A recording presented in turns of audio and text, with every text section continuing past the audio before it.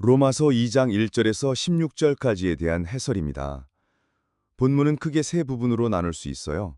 1절에서 5절, 6절에서 11절, 12절에서 16절 이렇게 세 단락으로 나눌 수 있죠. 이 세 단락 중에서 핵심 부분은 가운데의 단락이에요. 이 단락에서 6절과 11절이 서로 대칭을 이루면서 서로를 설명합니다. 6절, 하나님께서 각 사람에게 보응을 하시는데 11절, 외모로 사람을 취하지 않으십니다. 하나님의 심판에는 차별이 없죠. 하나님은 공의로우시기 때문입니다.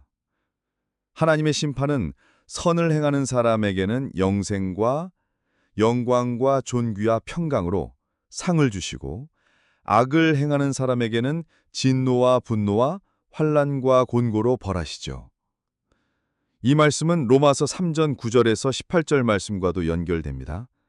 의인은 없나니 하나도 없으며 깨닫는 자도 없고 하나님을 찾는 자도 없고 다 치우쳐 함께 무익하게 되고 선을 행하는 자도 없나니 하나도 없도다 라고 시작하는 시편의 시들을 모아 만든 부분이죠. 이러한 바울의 선언과 시편의 선언은 창세기 12장 이후 이야기를 바탕으로 하고 있습니다. 하나님은 아브라함을 택하시고 복을 주십니다. 창세기 12장 1절에서 3절의 이야기예요. 하나님은 창세기 1장 28절에서 아담에게 복을 주셨듯이 아브라함에게도 복을 주신 거죠. 아브라함을 새로운 아담으로 삼으시겠다는 의미입니다. 또한 창세기 3장 15절의 약속에 대한 실현이기도 합니다. 뱀의 후손과 여제의 후손 사이의 적대감은 아브라함을 적대하는 사람에게는 저주를 주고 아브라함을 축복하는 사람에게 복을 줌으로 극복이 되게 하시죠. 이렇게 함으로 땅의 모든 족속이 아브라함과 아브라함의 씨 안에서 복을 받게 될 것입니다. 사라의 불임은 창세기 3장 16절의 출산의 고통의 한 과정인데 이 역시 이삭의 출산으로 극복이 되게 하십니다. 또한 창세기 3장 17절에서 19절의 땅에 대한 저주로 비롯된 기근은 아브라함에게 주시겠다는 땅의 약속을 통해 극복이 되죠.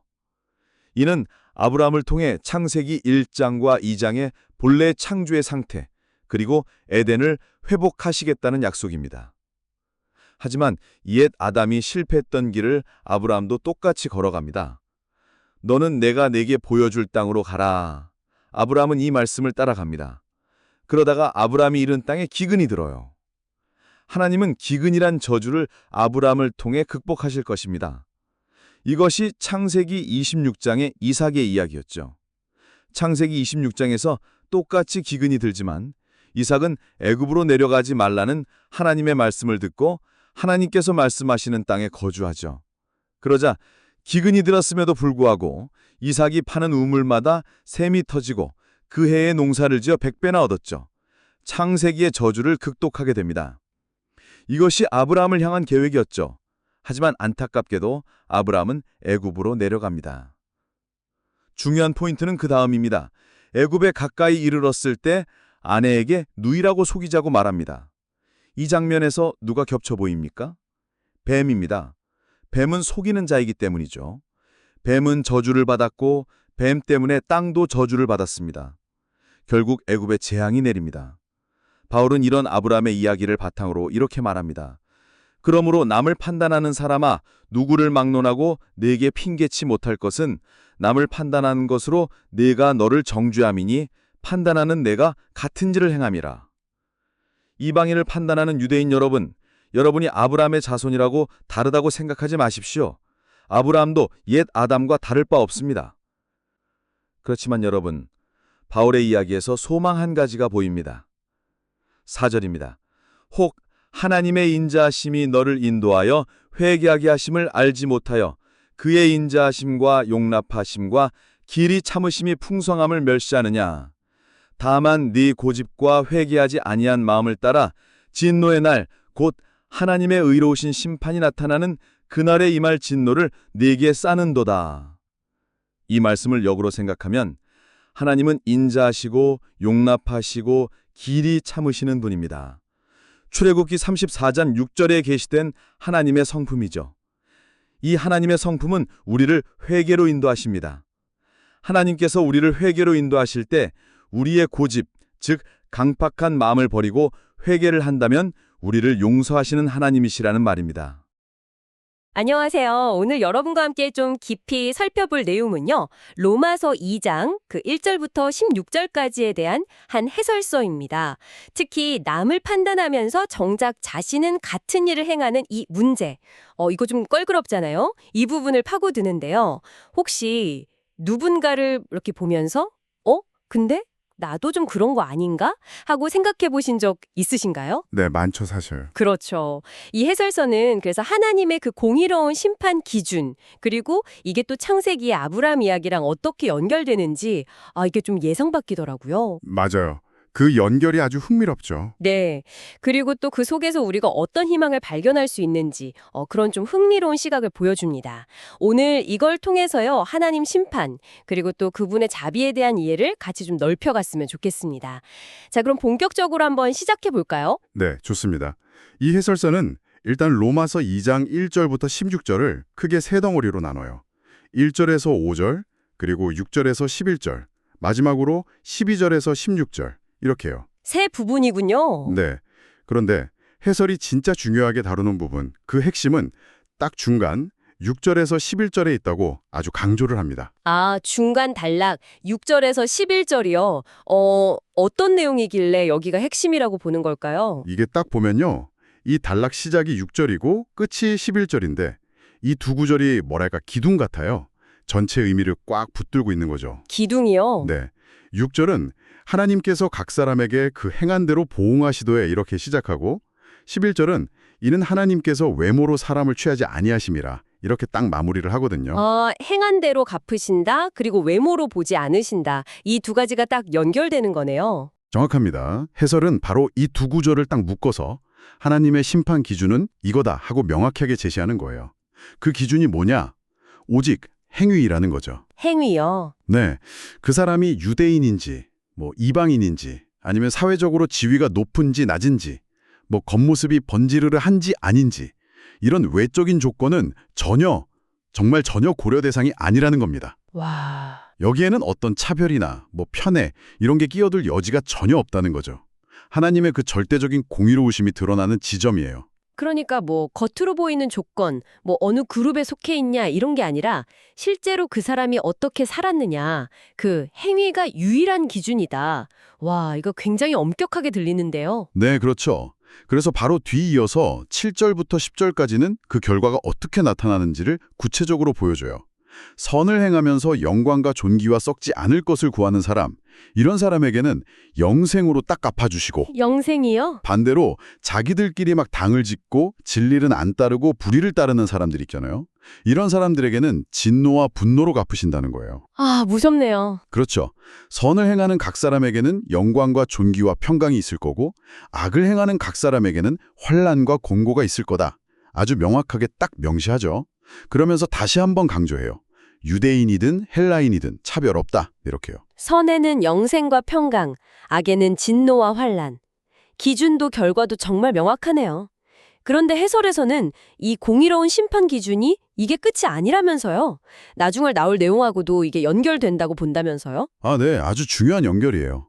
해설은 이 행위 심판 원리가 로마서 3장 9절 이하 내용하고 아주 긴밀하게 연결된다고 지적합니다. 3장 9절이요. 네, 거기서 바울이 시편 구절들을 막 인용하면서 어떻게 보면 좀 충격적인 선언을 하잖아요. 의인은 없나니 하나도 없으며 깨닫는 자도 없고 하나님을 찾는 자도 없고 다 치우쳐 함께 무익하게 되고 선을 행하는 자는 없나니 하나도 없도다. 이거요. 그 유명한 구절이군요. 행위로 심판하시는데 근데 알고 보니까 그 선을 행하는 사람이 아예 없다는 그 말씀으로 이어지는 거네요, 결국. 바로 그겁니다. 이 엄정한 행위 심판 기준 앞에서 딱 서보니까 결국 유대인이든 이방인이든 아무런 예외 없이 모든 인간이 다 죄인이고 그래서 하나님의 심판 아래 놓일 수밖에 없다. 이 사실을 아주 강력하게 미리 보여주는 거죠. 이게 로마서 전체 논증에서 굉장히 중요한 바탕이 되는 거예요. 그렇군요. 하나님의 공의로운 심판 기준이 일단 명확하게 세워졌고 그 기준 앞에서는 사실 누구도 자유로울 수 없다는 점까지 이제 이해가 좀 됩니다. 네네. 근데 여기서 해설이 정말 예상치 못한 방향으로 이야기를 끌고 간다고 하셨잖아요. 로마서 2장 1절, 그러므로 남을 판단하는 사람아. 이 구절 설명하면서 갑자기 창세기 아브람 이야기를 가져온다는 거 이게 참 신기한데요? 그렇죠. 저도 처음 봤을 때 좀 놀랐어요. 아니 당시 이방인들 향해서 뭐 율법 가졌다고 막 우월감 느끼면서 판단하던 유대인들한테 왜 하필 자기들의 그 자랑스러운 조상 아브람 이야기를 꺼내야 했을까요?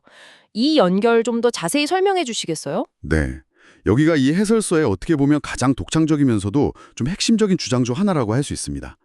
해설은 이 연결을 통해서 당시 유대인들이 가졌던 어떤 자기 의로움 그리고 남을 판단하는 태도 그 근거 자체를 그냥 뿌리부터 확 흔들어 버리려고 하는 거예요. 뿌리부터요? 네.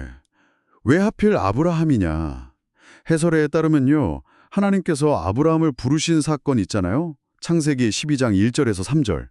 이게 단순히 그냥 한 민족의 시작, 뭐 이스라엘의 시작, 이걸 알리는 것 이상의 의미가 있다는 거예요. 그 이상의 의미라면 어떤 걸까요? 해설은 창세기 12장에서 하나님이 아브라함한테 약속하신 복이 있잖아요. 내가 너로 큰 민족을 이루고 네게 복을 주어 내 이름을 창대하게 하리니 너는 복이 될지라. 이 약속이요. 이게 사실은 창세기 1장 28절에서 하나님이 첫사람 아담에게 주셨던 그 원초적인 복. 아, 에덴 동산에서요. 네. 생육하고 번성하여 땅에 충만하라. 땅을 정복하라는 그 명령하고 축복이요. 그걸 회복하려는 시도였다고 보는 거예요. 아브라함을 통해서. 아담에게 주셨던 그 복을 아브라함을 통해서 다시 회복하시라고 했다? 그렇습니다. 그러니까 아담이 타락해서 실패했잖아요. 그 역사를 되돌리고 깨져버린 창조 세계 질서랑 그 에덴의 축복을 다시 회복하기 위한 하나님의 어떤 거대한 계획 속에서 아브라함이 마치 새로운 아담 같은 역할로 부름받았다는 해석인 거죠. 새로운 아담. 네. 하나님께서 인류 구원 역사를 이제 새롭게 다시 시작하시는 그 출발점으로 아브라함을 딱 세워줬다는 거예요. 이야, 새로운 아담이라니 정말 스케일이 큰데요. 아브라함의 부르심을 이렇게 해석하는 건 진짜 신선합니다. 네. 그리고 해설은 여기서 한 발 더 나아가요. 아담이 불순종한 이후에 창세기 3장에 기록된 그 저주들 있잖아요. 그 저주들을 하나님께서 아브라함을 통해서 구체적으로 어떻게 극복하려고 하셨는지 그걸 또 보여줍니다. 이게 또 흥미로워요. 창세기 3장의 저주를 아브라함을 통해 극복한다고요? 예를 들면 어떤 게 있을까요? 예를 들면 창세기 3장 15절에 보면 여자의 후손은 네 머리를 상하게 할 거고 너는 그의 발꿈치를 상하게 할 거다 이러면서 인간하고 뱀, 즉 사탄 사이의 적대 관계가 선언되잖아요. 네, 그렇죠. 해설은 이게 창세기 12장 3절에서 하나님이 아브라함한테 너를 축복하는 자에게는 내가 복을 내리고 너를 저주하는 자에게는 내가 저주하리니 라고 말씀하신 약속. 이걸 통해서 이제 새로운 국면으로 바뀐다고 봐요. 아, 이제는 아브라함하고의 관계가 하나님과의 관계를 결정짓는 기준이 된다는 거죠. 인간과 뱀 사이의 원초적 적대감이 이제 아브라함을 어떻게 대하느냐로 구체화된다는 거예요. 그 적대감이 아브라함을 대하는 태도에 대한 하나님의 축복과 저주 선언으로 이어진다 이런 해석이군요. 또 다른 예도 있나요? 또 창세기 3장 16절에는 여자에게 잉태하는 고통이 더해질 거라는 저주가 나오잖아요. 네. 해설은 이게 아브라함 안에 사라가 오랫동안 아이를 못 낳았잖아요. 그 불임의 고통을 겪었지만 결국 하나님의 약속대로 기적적으로 이삭을 낳게 되는 그 사건을 통해서 이 저주를 극복할 수 있다는 소망을 보여준다고 연결해요. 아, 사라의 이야기군요. 네, 인간적인 한계를 뛰어넘는 하나님의 능력으로 저주가 뒤집힐 수 있다. 이걸 암시한다는 거죠. 정말 그 오랜 기다림과 시련 끝에 온 이삭의 출생이 저주 극복의 어떤 상징처럼 해석될 수 있겠네요. 그럼 땅의 저주에 대한 부분은 어떻습니까? 가시덤불 나고. 네, 창세기 3장 17절에서 19절 보면 아담의 죄 때문에 땅이 저주를 받아서 가시덤불과 엉겅퀴를 내고 사람은 얼굴에 땀을 흘려야 먹을 걸 얻게 되는 그런 수고와 기근의 저주가 내려지잖아요. 네. 해설은 이것이 하나님께서 아브라함이랑 그 후손에게 약속하신 가나안 땅을 통해서 회복될 예정이었다. 이렇게 설명합니다. 약속의 땅을 통해서요. 네, 실제로 창세기 26장을 보면요. 아브라함 아들 이삭 때에 그 땅에 기근이 들어요. 근데 이삭이 하나님 말씀에 순종해서 애굽으로 안 가고 그랄이라는 곳에 머무르거든요. 그랬더니 그해 농사지어서 100배 수확을 거두고 우물 팔 때마다 물이 막 솟아나는 엄청난 복을 누리는 장면이 나와요. 와, 100배요. 네, 해설은 이게 바로 하나님께서 약속의 땅을 통해 이루려고 하셨던 그 풍요와 안식의 회복을 미리 보여주는 그림자 같은 거라고 해석하는 거죠. 와, 진짜 창세기 3장의 그 저주들이 아브라함 언약이랑 그 후손들의 경험 속에서 이렇게 구체적으로 하나하나 대응되고 또 극복될 가능성을 보여준다는 해석 정말 깊이가 있네요. 그렇죠. 아브라함이 단순히 뭐 믿음의 조상 이걸 넘어서서 실패한 아담을 딛고 일어서는 어떤 인류 회복 프로젝트의 시작점이었다. 이런 관점은 아주 인상적입니다. 근데 여기서 해설의 논지가 확 바뀌죠. 이렇게 위대한 부르심을 받은 아브라함 역시 실패했다. 이 점을 지적한다고요? 맞습니다. 이 해설의 어떻게 보면 날카로움이 바로 여기에 있어요. 아브라함의 위대함, 그 믿음 다 인정하면서도 그의 인간적인 연약함 그리고 결정적인 실패를 그냥 있는 그대로 다 드러내는 거죠. 실패요? 어떤? 하나님께서 분명히 내가 네게 보여줄 땅으로 가라 이렇게 목적지를 알려주셨고 아브라함이 순종해서 가나안 땅에 도착했잖아요. 근데 그 땅에 기근이 딱 닥치니까 거기서 하나님의 약속이랑 능력을 신뢰하면서 머무르기보다는 그냥 인간적인 생존 본능, 두려움 이런 것에 이끌려서 약속의 땅을 그냥 벗어나 버려요. 애굽으로 내려가 버리는 거죠. 아, 그쵸. 아까 잠깐 언급했던 아들 이삭이 기근 중에도 순종해서 머물렀던 거랑은 완전 반대 모습이죠. 약속의 땅을 떠난 것 자체가 이미 좀 불신앙적인 행동이었다. 이런 지적이군요. 그렇죠. 그런데 해설이 더 결정적으로 주목하는 장면은 바로 그 다음이에요. 애굽으로 내려가면서 아브라함이 아내 사레한테 나를 당신 오빠라고 속이라고 시키는 부분입니다. 창세기 12장 13절이요. 원하건대 그대는 나의 누이라 하라. 그러면 내가 그대로 말미암아 안전하고 내 목숨이 그대로 말미암아 보존되리라. 자기 목숨 건지려고 아내를 위험에 빠뜨릴 수 있는 거짓말을 시킨 거죠. 해설은 이 장면을 어떻게 해석하는 건가요? 해설은 여기서 아브라함의 모습이 마치 창세기 3장의 속이는 자, 그러니까 뱀의 그 간교함과 너무 닮아 있다고 아주 충격적인 지적을 합니다. 뱀하고요? 아브라함을요? 네, 하나님의 복의 통로가 되어야 할 그 새로운 아담이 오히려 옛 아담을 유혹했던 바로 그 속이는 자의 방식을 똑같이 사용하고 있다는 거죠. 자기 생명을 보존하기 위해서 진실을 왜곡하고 다른 사람을 이용하는 그 모습에서 원죄의 그림자를 본다는 겁니다. 와, 아브라함을 뱀의 모습과 연결시키다니 진짜 파격적인데요? 네, 아주 타격적이죠. 그리고 이 이야기의 아이러니는 여기서 그치지 않아요. 이 상황에서 아브라함한테 속았던 이방인, 애굽왕 바로 있잖아요. 바로가 오히려 나중에 진실을 알고 나서 아브라함을 꾸짖으면서 더 의로운 태도를 보인다는 점이에요. 창세기 12장 18절 19절 보면 아, 맞아요. 바로가 꾸짖죠. 바로가 네가 어찌하여 나에게 이렇게 행하였느냐? 내 아내를 데리고 가라 이렇게 말하잖아요. 이방인 왕이 하나님의 선택받은 사람보다 더 도덕적으로 그려지는 이 장면, 참 많은 걸 생각하게 만들죠. 이방인 왕이 오히려 더 의롭게 행동했다. 정말 역설적이네요. 그래서 이 아브라함의 실패 이야기다. 로마서 2장 1절하고 어떻게 직접 연결된다는 건가요? 해설은 바로 이 지점에서 연결고리를 찾은 겁니다. 당시 아브라함의 혈통적 후손이라는 걸 막 내세우면서 율법 없는 이방인들을 무시하고 정죄하던 유대인들, 그들을 향해서 바울 사도가 로마서 2장 1절에서 이렇게 외치는 것과 같다는 해석이에요. 뭐라고 외치는 건데요? 야, 남을 판단하는 유대인들아, 너희가 아브라함 자손이라고 해서 너희가 저 이방인들보다 뭐 본질적으로 더 낫다고 우월하다고 착각하지 마라. 너희가 그렇게 자랑하는 조상 아브라함조차도 시험 앞에서 넘어졌고 옛날 아담이랑 똑같이 하나님의 공의로운 심판 기준 아래서 결코 자유롭지 못했다. 그도 속이는 자의 모습을 보였고 심지어 이방인보다 못한 모습까지 보이지 않았냐. 와, 그러니까 너희가 지금 이방인을 향해서 손가락질하면서 판단하는 바로 그 짓으로 너희 자신을 정죄하는 셈이다. 왜냐? 판단하는 너희 안에도 아브라함이랑 똑같은 죄성, 똑같은 연약함이 있고 결국 같은 죄를 범할 수밖에 없기 때문이다.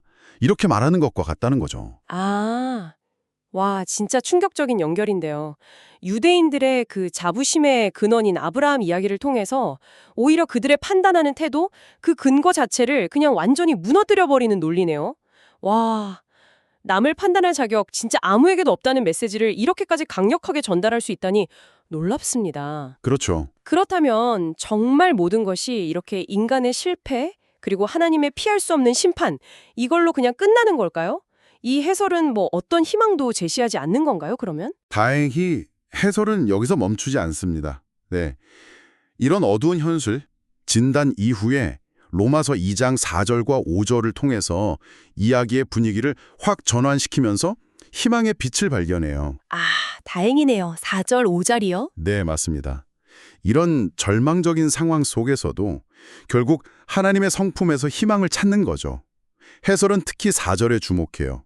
혹 네가 하나님의 인자하심이 너를 인도하여 회개하게 하심을 알지 못하여 그의 인자하심과 용납하심과 길이 참으심이 풍성함을 멸시하느냐. 하나님의 인자하심, 용납하심, 길이 참으심. 아, 이 세 가지 성품이군요. 그렇습니다.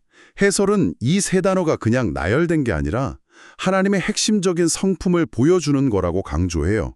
특히 이게 출애굽기 34장 6절에서 하나님께서 시내산에서 모세한테 자신을 직접 딱 나타내 보이시면서 선포하셨던 그 자기 계시 있잖아요. 네네. 여호와라, 여호와라, 자비롭고 은혜롭고 노하기를 더디하고 인자와 진실이 많은 하나님이라 라는 그 유명한 구절, 그거랑 아주 깊이 연결된다고 봐요. 그러니까 하나님은 본성적으로 막 진노하시기보다는 자비로우시고 오래 참으시는 분이라는 거죠. 하나님의 본성 자체가 자비와 오래 참으심에 있다. 아, 그렇군요. 그런데 4절 뒷부분에 보니까 이 성품들이 우리를 회개로 인도한다고 되어 있네요. 이게 중요하겠는데요? 바로 그 점이 핵심입니다. 해설은 하나님의 인자하심, 용납하심, 길이 참으심의 궁극적인 목적이 이게 단순히 심판을 미루거나 뭐 그냥 눈 감아주시는 게 아니라는 거예요. 그게 아니라 바로 우리를 회개, 즉 죄에서 돌이켜서 하나님께로 돌아오도록 이끄시기 위함이다 이렇게 강조합니다. 아, 목적이 회개군요. 네, 우리가 심판받아 마땅한데도 하나님께서 즉각 벌하지 않으시고 계속 기다려주시는 것은 우리에게 회개할 기회를 주시려는 그분의 아주 적극적인 사랑이고 자비의 표현이라는 거죠. 심판을 그냥 미루는 게 아니라 회개하고 돌아올 기회를 주시는 시간이다. 와, 이것만으로도 진짜 큰 위로와 희망이 되는데요. 근데 5절은 또 분위기가 좀 다르지 않습니까? 약간 경고 같던데요. 네, 5절은 이 하나님의 초대에 대해서 인간이 부정적으로 반응할 수 있는 가능성을 보여줘요. 다만 내 고집, 스터버니스와 회개하지 아니한 마음, unrepentant heart를 따라 진노의 날 곧 하나님의 의로우신 심판이 나타나는 그날에 임할 진노를 내게 쌓는도다 이렇게 경고하죠. 고집과 회개하지 않는 마음. 네, 하나님의 오래 참으심 앞에서 계속 고집 부리고 마음을 막 딱딱하게 완악하게 하면 결국 스스로에게 하나님의 진노를 쌓는 결과만 가져올 뿐이다. 이런 경고예요. 마치 그 애굽의 바로 왕처럼요. 강팩한 마음을 계속 유지하면 결국 심판을 피할 수 없다. 이런 경고네요. 그런데 해설은 이 경고 속에서도 희망을 읽어낸다고요. 어떻게 그럴 수 있죠? 그렇습니다. 해설은 이 5절의 경고를 뒤집어서 해석함으로써 희망의 메시지를 찾아내요. 뒤집어요? 네, 즉 만약 우리가 하나님의 인자하심과 오래 참으심 앞에서 우리의 그 고집, 죄를 향한 그 완고함, 그리고 하나님을 거부하는 회개하지 않는 마음을 버리고 돌이킨다면 그럼 어떻게 될까요? 아, 진노를 쌓는 대신에 우리는 하나님의 용서를 경험하게 될 거라는 약속이 이 경고 안에 숨어 있다는 겁니다. 하나님께서 오래 참고 기다리시는 이유 자체가 우리가 회개하기를 바라시기 때문이고 우리가 그 초대에 응답해서 회개할 때 하나님은 언제든 우리를 용서하시고 받아주실 준비가 되어 있다. 이런 희망의 메시지를 여기서 발견하는 거죠. 아, 그러니까 5절의 경고는 이걸 뒤집어 보면 회개하는 사람한테는 용서가 있다는 약속이 되는 거군요. 와, 하나님의 오래 참으심이 결국 우리에게 열려있는 회개의 기회이자 용서의 문이라는 해석이네요, 정말. 네, 오늘 우리는 로마서 2장 1절부터 16절에 대한 한 해설서를 통해서 정말 많은 것을 생각해 보게 되었습니다. 첫째는 하나님의 심판 기준, 이게 우리의 행위에 따른 것이고 뭐 혈통이나 외모 같은 외적인 조건으로 결코 차별하지 않으신다는 그 절대적인 공의로움, 이걸 다시 한번 확인했고요. 네, 그게 중요했죠. 그리고 무엇보다 좀 충격적이면서도 기뻤던 통찰은 그 이스라엘 백성들의 자부심의 근원이었던 아브라함 이야기. 그 실패 이야기가 오히려 남을 판단하는 행위에 어떤 자기 모순과 어리석음을 폭로하는 굉장히 강력한 논거로 사용될 수 있다는 점이었습니다. 아, 이건 정말 놀라웠어요. 네, 저도 그 부분이 참 인상 깊었습니다. 하지만 이 엄중한 심판의 메시지 속에서도 결국 우리를 포기하지 않으시는 하나님의 그 깊은 인자하심과 용납하심, 그리고 길이 참으심, 이것이 우리에게 끊임없이 회개의 기회를 주시고 용서의 길을 열어두신다는 그런 희망적인 결론에 또 다다를 수 있었습니다. 네, 정말 중요한 통찰들을 나눴습니다. 이 해설은 특히 하나님의 오래 참으심이 우리를 회개로 인도하는 그분의 자비로운 성품의 발현이라는 점을 굉장히 강조했는데요. 네. 그렇다면 마지막으로 이런 질문을 한번 던져볼 수 있을 것 같습니다. 오늘 우리가 살펴본 것처럼 우리 자신도 아브라함처럼 얼마나 연약하고 실패하기 쉬운 존재인지, 그래서 정말 하나님의 오래 참으심이 아니면 아무 소망이 없다는 것을 우리가 깊이 인식한다면 우리는 우리 자신을 향한 하나님의 그 오래 참으심을 어떻게 더 깊이 감사하면서 받아들일 수 있을까요? 그리고 한 걸음 더 나아가서 우리가 무심코 혹은 때로는 의도적으로 판단하고 비난하기 쉬운 다른 사람들이 있잖아요. 그 사람들을 향해서도 동일하게 베풀어지고 있을 하나님의 그 오래 참으심을 우리가 어떻게 기억할 수 있을지, 그리고 그것이 우리의 시선과 태도를 어떻게 변화시킬 수 있을지, 이 질문을 여러분 각자에게 남겨드리면서 오늘 이 깊은 탐구를 마무리하고자 합니다.